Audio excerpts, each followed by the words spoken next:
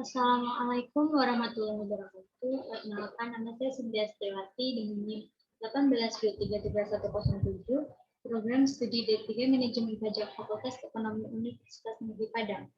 Baiklah, di sini saya akan menjelaskan mata kuliah etika perpajakan tentang konsep dasar etika. Yang pertama, perkembangan etika.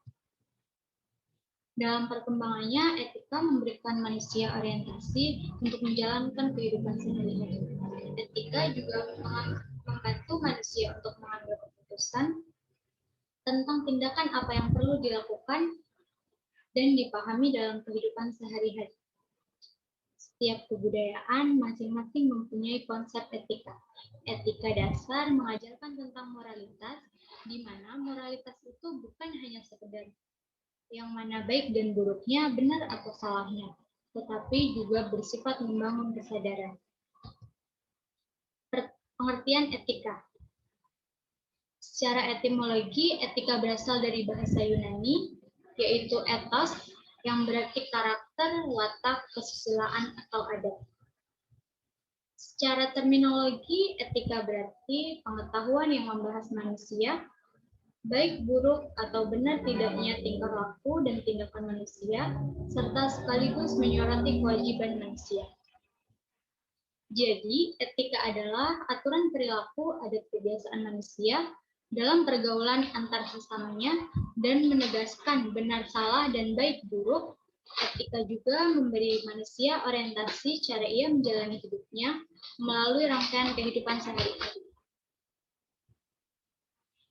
Teori etika. Etika memiliki 6 teori. Yang pertama, teleologis. Teologis yaitu suatu keputusan atau tindakan yang dianggap benar secara etis atau bermoral jika keputusan atau tindakan mendatangkan hal positif. Hal positif tersebut berupa kebahagiaan, kesenangan, kecantikan, pengetahuan, dan lain sebagainya. Yang kedua, egoisme. Egoisme adalah suatu teori yang menjelaskan tentang semua tindakan manusia yang dimotivasi oleh kepentingan berkutat diri. Tindakan berkutat diri ditandai dengan ciri mengabaikan atau merugikan kepentingan orang lain. Sedangkan untuk tindakan mementingkan diri selalu merugikan kepentingan orang lain. Yang ketiga, utilitarianisme. Utilitarianisme adalah suatu tindakan yang dapat dikatakan baik dilihat dari sudut kepentingan orang banyak. Yang keempat, deontologi. Deontologi adalah etis tidaknya suatu tindakan tidak ada kaitannya dengan tujuan, konsekuensi, atau akibat dari tindakan tersebut. Konsekuensi suatu tindakan akibat dari tindakan tersebut tidak boleh menjadi pertimbangan untuk menilai etis atau tidaknya suatu tindakan. Suatu perbuatan tidak pernah dianggap baik karena hasilnya baik, tidak pernah menjadi alasan untuk membenarkan suatu tindakan. Yang kelima, teori hak. Pendekatan yang dipakai untuk mengevaluasi baik buruknya suatu perbuatan atau perilaku berdasarkan martabat manusia dan sesama manusia itu sama. Oleh karena itu, manusia tidak pernah boleh dikorbankan demi tercapainya suatu tujuan lain. Yang keenam, keutamaan. Keutamaan adalah teori yang memandang sikap atau akhlak seseorang. Keutamaan didefinisikan seperti disposisi watak, kebijaksanaan, keadilan, kerendahan hati, dan suka bekerja keras. Prinsip etika. Prinsip etika juga ada 6. Yang pertama, prinsip keindahan. Prinsip keindahan didasari segala sesuatu yang mencakup kenikmatan rasa senang terhadap keindahan. Misalnya, contoh prinsip keindahan ini adalah cara berpakaian, penataan ruang, dan lain sebagainya, sehingga membuat lebih bersemangat untuk bekerja. Yang kedua, prinsip persamaan. Prinsip persamaan melandasi perilaku yang tidak diskriminatif atas dasar apapun. Manusia memiliki hak dan tanggung jawab yang sama. sehingga muncul tuntutan terhadap persamaan hak antara laki-laki dan perempuan, persamaan ras, serta persamaan dalam berbagai bidang lainnya. Yang ketiga, prinsip kebaikan.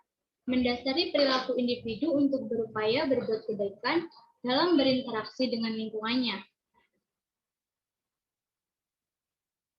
Biasanya prinsip kebaikan ini berkenaan dengan nilai-nilai kemanusiaan, seperti menghormati, kasih sayang, membantu orang lain, atau dan lain sebagainya. Yang keempat, prinsip keadilan. Prinsip keadilan mendasari seseorang untuk bertindak adil dan proporsional serta tidak mengambil sesuatu yang menjadi hak orang lain. Kemauan yang tetap dan kekal untuk memberikan kepada setiap orang apa yang semestinya mereka peroleh.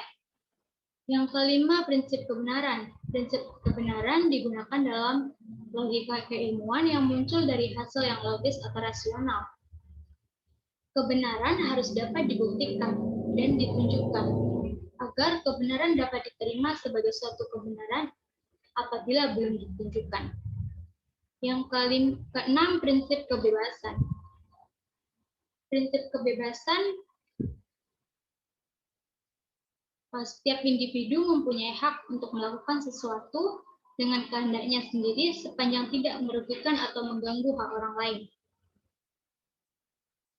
Oleh karena itu, setiap kebebasan harus diikuti dengan tanggung jawab, sehingga manusia tidak melakukan tindakan yang semena-mena kepada orang lain. Baiklah, hanya itu yang dapat saya sampaikan. Apabila ada salah, saya mohon maaf. Wabillahi taufiq wal hidayah. Wassalamualaikum warahmatullahi wabarakatuh.